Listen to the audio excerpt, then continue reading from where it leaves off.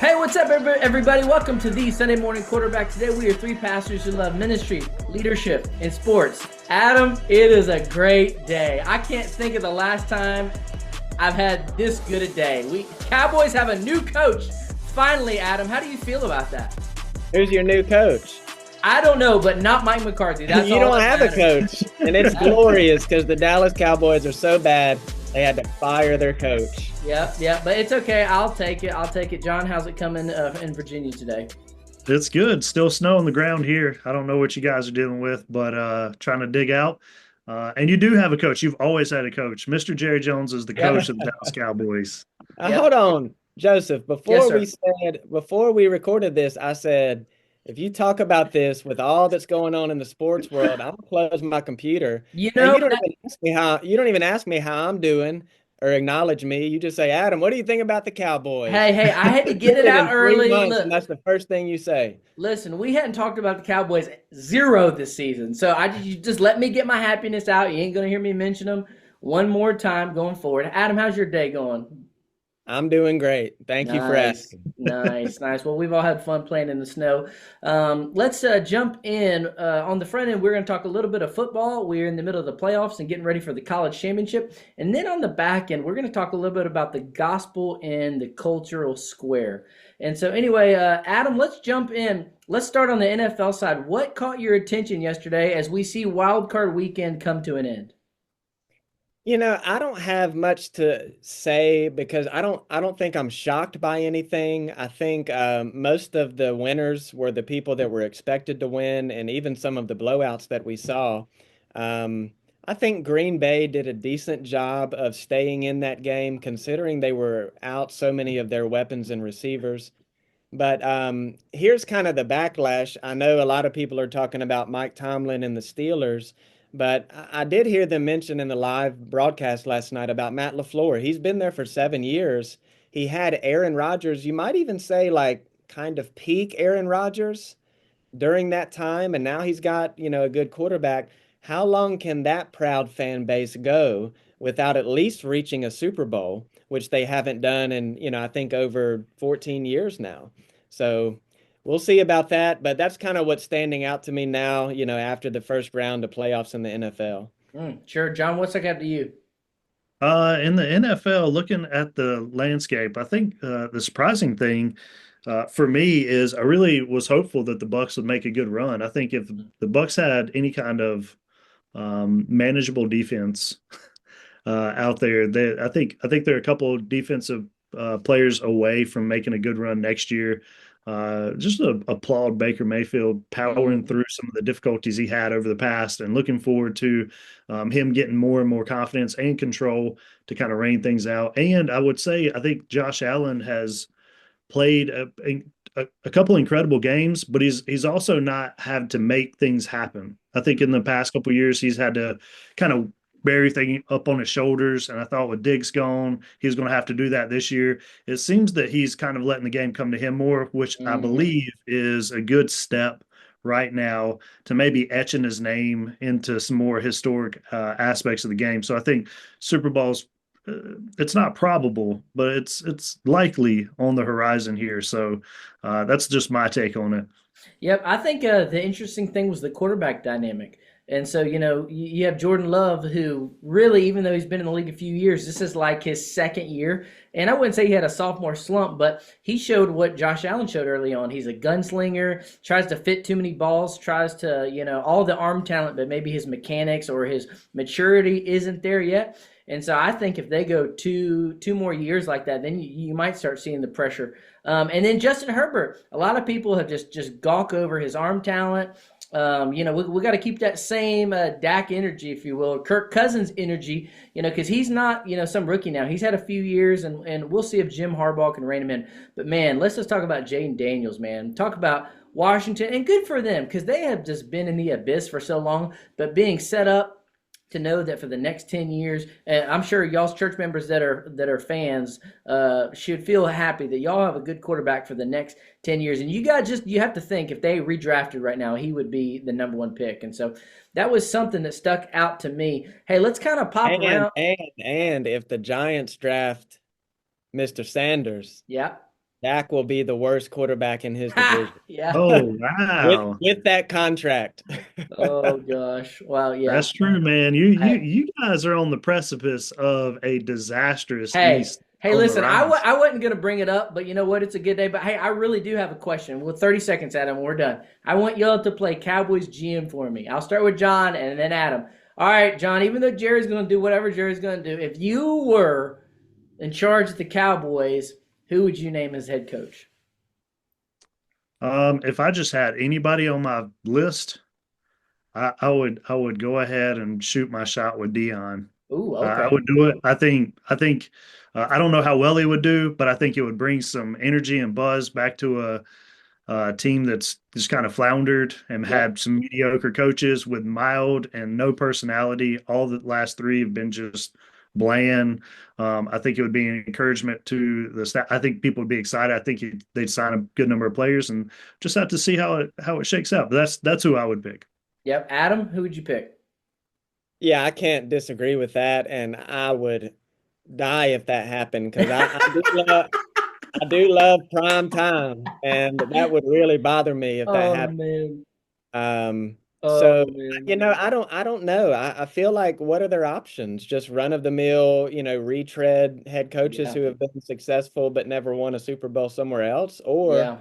do you go to Marcus Freeman at Notre Dame or go to the college ranks? I don't know. Yeah. Uh, but it's a good thing that none of us have a clue because that shows how bad of a situation they. Oh, so bad, so bad. But you know what? Yeah, you guys should be proud of me. Adam, you beat me into submission for 3 years, and I feel like I was pretty. I didn't have any delusion this year. My dad did, It's but hey, it's on the rise though. You're about to start hearing it leak out, right? It was a hey, little bit you're just seeing a already. little Hey, hope. this is a good day. This is the best day I've had in so long. Hey, Hey, I guarantee you we'll hear Nick Saban come up soon or something like Oh, probably that. so. 100%. Probably so. Hey, but you know what? I've been discipled in my Dallas delusion. And you know what? I still think we're gonna stink and we're gonna be the third best team in our division. But you know what? It just got a little bit more hope. I can at least stomach a little bit more rather than Mike McCarthy. But anyway, we'll move on from there. Who knows? Hey, Maybe we'll get let's switch gears. let's switch gears. Hey, Let I us tried to. Y'all took it there. All right, Adam, here you go. Here's your first game. Chief. hold on. No. Let's switch gears. Let's have some fun. Okay. Got some true blue Tar Heel fans. Since we're talking about great NFL coaches, Yeah. I want to ask you two, how long do you think Belichick is at Chapel Thrill? And I'm so excited. How long do you think he's there, and what do you think he accomplishes as far as what's the highest, position he gets to? John, you go first since you're closer to Yeah, this. yeah, but weird. Um, you know what? I'd like to. I'm bouncing back and forth between a 2 year, 3 year stint and the long haul. I believe he'll be at UNC at least 6 years. I think this Whoa. might be his last stop. I think he's Wow. going to see some success. I really do think he's going to see some success. I would project in the next 2 years, maybe three, he's going to win the ACC outright. And I think within 3 years' time he can be in the playoff with the transfer portal wide open. And you're talking about playing with Bill. Like, what are you talking about? He's already pulled a quarterback from Texas. I mean, it's Yeah. just a matter of time, right? Yeah. And so I think within 2 to 3 years they could be in the playoffs. And I don't think that's delusional on Yep. my end. Yep, totally Yeah. agree. One thing that people aren't talking about as much, because you get Bill, you get a guy named Michael Lombardi, who I listen to religiously with the GM Shuffle. Dude knows his football. The only way I think he leaves less than 3 years is if he wins too quick. Like if he gets lucky, they make a run and he checks that box off. I can see it. But you know, Lombardi said he's not as covetousness about the all-time record as you some might think because he's a team guy.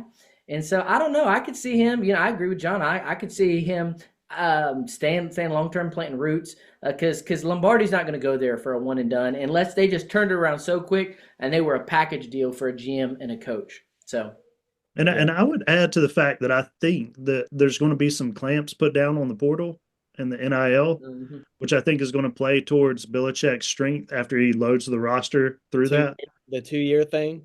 Yeah, I think they're going to put a clamp down, and I think within that 2 years, they're already going to have a pretty good amount of players stacked up there before they do that.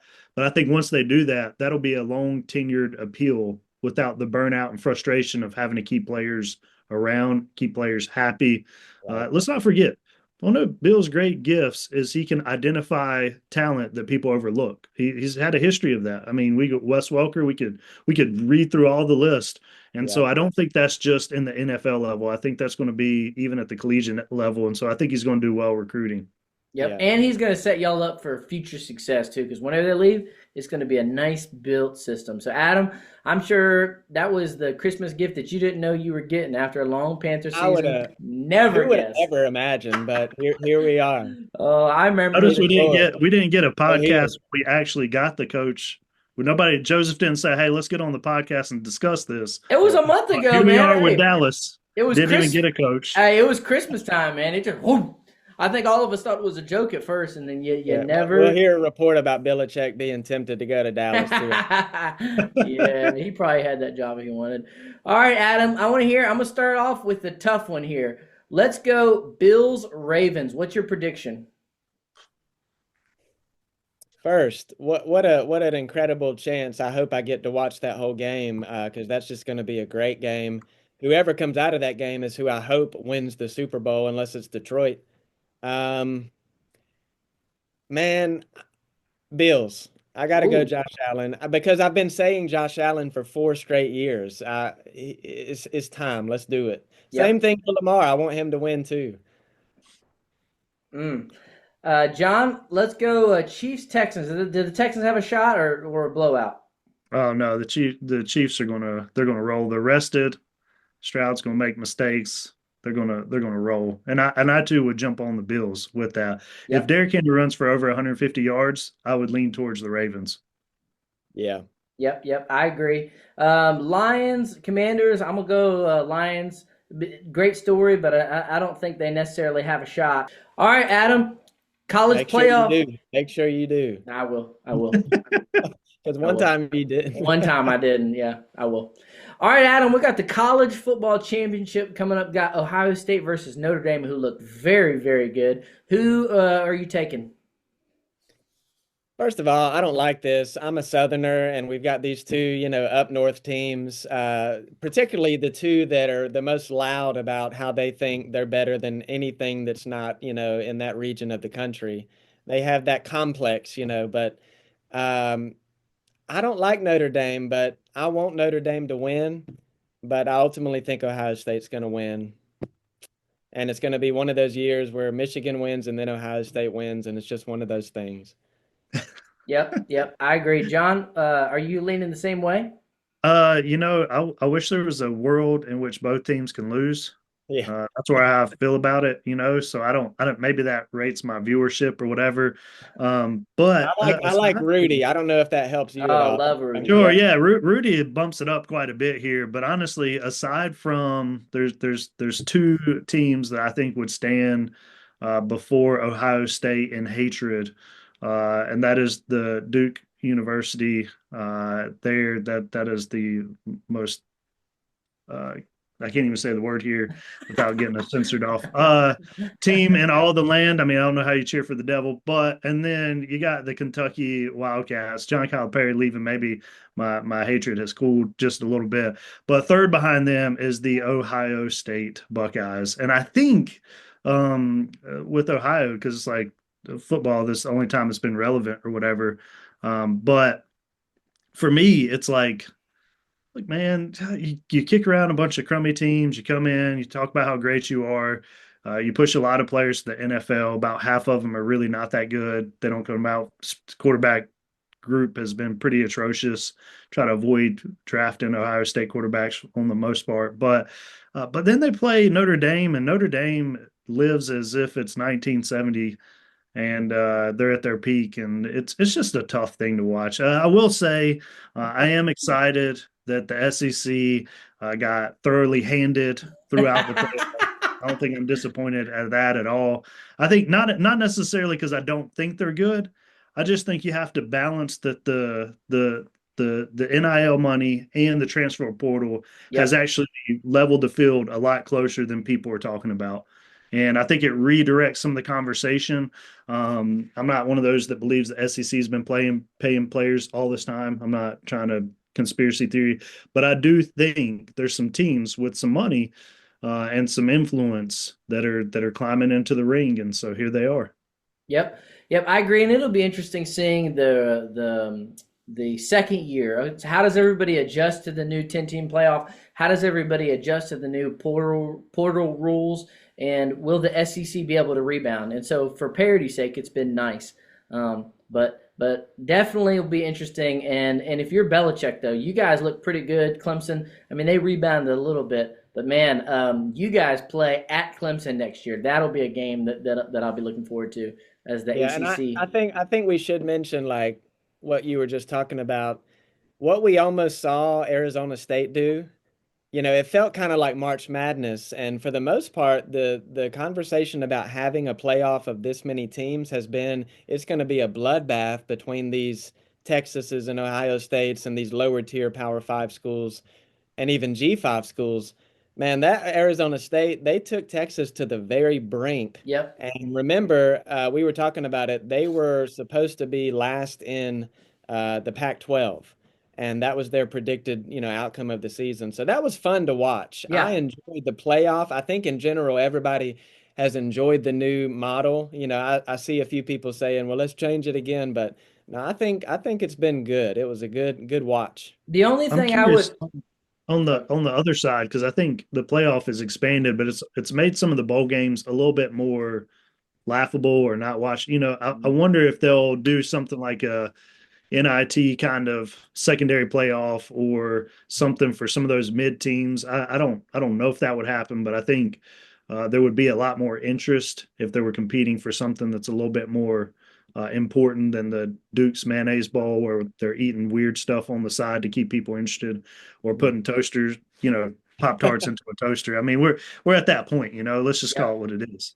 Yep. The only thing I would adjust is reseeding because I mean, if you look at the seeding, I mean, Oregon, the number one seed had the hardest path. Obviously, they had to play Ohio State, and then you got the best teams that are 7, 8, and you're getting some of these automatic bids from these teams that are totally less than, but just getting a higher seed because they won their conference championship. I think they might have to rethink that. But all in all, I've enjoyed the matchups. Being able to see a Tennessee go to an Ohio State or some of these conferences that never get to see each other has definitely been a good watch. So, anyway, hey, let's shift gears to our ministry and really Christian living segment. And this segment isn't just for people in ministry, but for any Christians of that nature.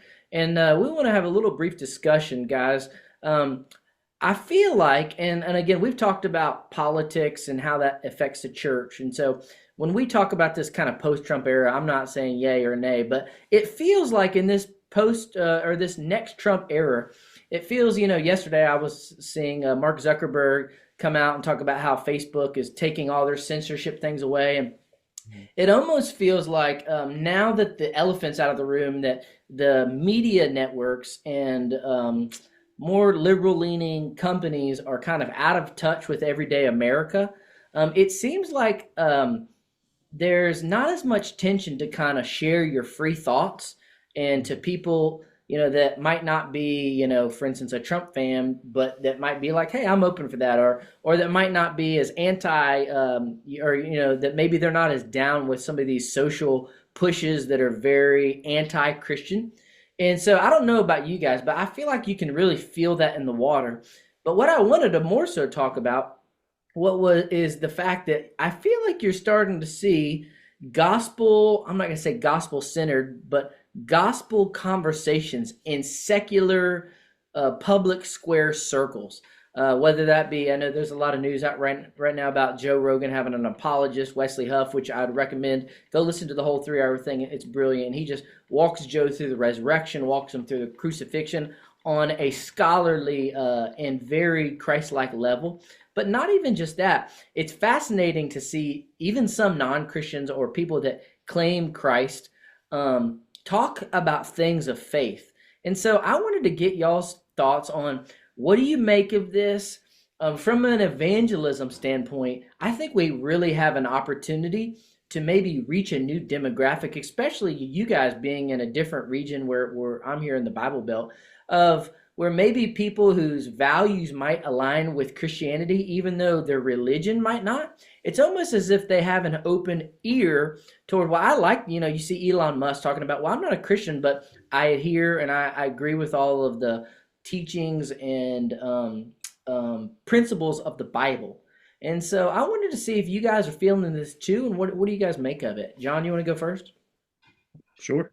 I think what you're seeing a bit is the exhaustion of a postmodernity that's fragmented and falling apart. And if you follow the philosophy of that, then you end up in just nothingness and hopelessness. And I think as we push closer and closer to that line, I think people are identifying that line and just realizing, wait a second, there might be some more substance out there. And I think this Gen Z are open to the dialogue in a public sphere that allows some conversation about various faiths. Surely the adoption of some of those various faiths, because I think there's some that are Eastern mysticism or spirituality as well. So, but I think what's fascinating and fruitful for me is you have probably the largest generation in the U.S. that's growing up without at least to date, without growing up in a Christian home or growing up going to church. I think you have more now than ever before. And so now, you have people that are coming in with various ideologies that are interacting with the Christian faith for the first time in their 30s or, mid 20s. And they have very limited range of understanding of what that is. And so I think um, in some ways that's going to be fruitful because you're going to have the opportunity to have a healthy discussion without maybe church hurt or trauma or whatever that might have been endured historically. And I think you also have the pressure of some of the more radical Islamic folks that are pushing people away from that. And they're looking around, what's the other alternative? What's the other possibility? And Christianity's remaining here and fruitful and fervent and authentic faith. And so I think there's a lot of pressures coming in. And now I will say I think Joe Rogan experience or whatever is an opportunity to cast seed in places maybe that hadn't been cast for. But I'm still a staunch believer that the reason that the church is established is because these people that are wrestling with matters of faith or even coming to faith need to live an authentic community where they see someone not only adopt a philosophy intellectually or adopt a belief system intellectually, they need to see how this changes and transform their lives within the relationships that are around them. And I think that that's something where a podcast or something is never going to reach to. So it's good at relaying the information, but I think the difficulty is they're going to have to find authentic community. They need to stumble into a church, a healthy church that equips the saints and preaches the gospel and lives in community and does the things that it does well. Hmm. That's an interesting perspective. Adam, where's your mind take you? That was very, very well said. And he started with what I was going to start with the postmodernity. We have run into the brick wall of depravity, and there's a suddenness, there's a jolt in society. I can't help but feel like just in the span of larger history that we're kind of living in right now is the COVID era, the social media stuff, a lot of the racial division, a lot of the introduction of these radical new ideas into society, and in many ways touching every part of society down to a box of Oreos at Walmart. I mean, it's everywhere. There's a jolt that even the non-Christians or the semi, interested in spirituality and religion have felt, and it's caused them to go looking for what is true, for what is meaningful, logical, for what gives a sense of purpose to their life. Like John said, community. What does this mean for my family, my unit that God has me in? And so I think, sometimes when a society starts drifting so far in one direction as we have been, there are like little points throughout that time of that decline where, there's a spiritual awakening, there's a revival, there's a lot of people coming to Jesus, there's a new Jesus movement, whatever it may be. And I think, wow, what an opportunity for the church. Mm-hmm. Uh, so we just launched a 3-year evangelism / outreach mission strategy to reach the 3 miles within our church And I'm saying the same things that we're talking about. Mm, People want the truth. Um, and I think just in general, the church has that opportunity to reach those people. We've got to be wise in how we do it and never water down the gospel or compromise in any way. But at the same time, what an opportunity. mm. What an opportunity. One of the concepts that I've come to a lot lately, and I think sometimes in the church's effort to be missional, sometimes we skip over the pre-evangelism. And I think this could be a good, whether it be something in the public square, opening their minds up, where you see some of these people like Joe Rogan, just for instance. 2, 3 years ago, it was, oh, the resurrection, the Bible's a hoax, it's a myth. Well, now you've got some people at least making him look in the mirror and ask the question. And so I think what you're seeing is people that would have never considered Christianity say, okay, let me double back here. And even in my own life, people that I have tried to evangelize to, maybe sometimes I was a little bit ahead of where they were. And I think sometimes in our life on mission, trying to reach and make disciples, we have to take a pre-evangelism perspective. And I think, Adam, you're right. I think this is a cultural, it gives kind of the vibe of just culture in and of itself. And so being mindful in our relationships, where somebody before you're like, oh, they're not a Christian, I never even would have went there. Maybe the Lord has some inner working that would open their mind up to that. And so Right. for some of these relationships, it's not, it might not happen overnight, but it might be a few years, and that seed is planted and softening of the soil. And so I Yeah. think now more than ever, I love what y'all are doing up there with your mission strategy. But I think churches as a whole, training our churches to be a life on mission body and looking for opportunities now more than ever and getting specific about it. I think the more with Gen Z, they don't understand the principles or the basics. So little things like sharing your faith, how to lead somebody to the Lord. Churches need to revisit making sure your church has a firm understanding of the gospel, making sure it's a right gospel, not a self-centered gospel or a prosperity gospel or things like that. And so anyway, I feel like coming out of, like you said, coming out of the post-COVID, the post-election, there's just a freshness. I feel like some of that tension has just been let out of the room. And what a time to be alive, and what a time to lead the church. And so anyway, guys, I've enjoyed our conversation today. We'll be back in a few weeks. We will hopefully be getting ready for a Super Bowl. We will be coming at you every other Tuesday. You guys have a great day, fellas. We'll see you in a few weeks.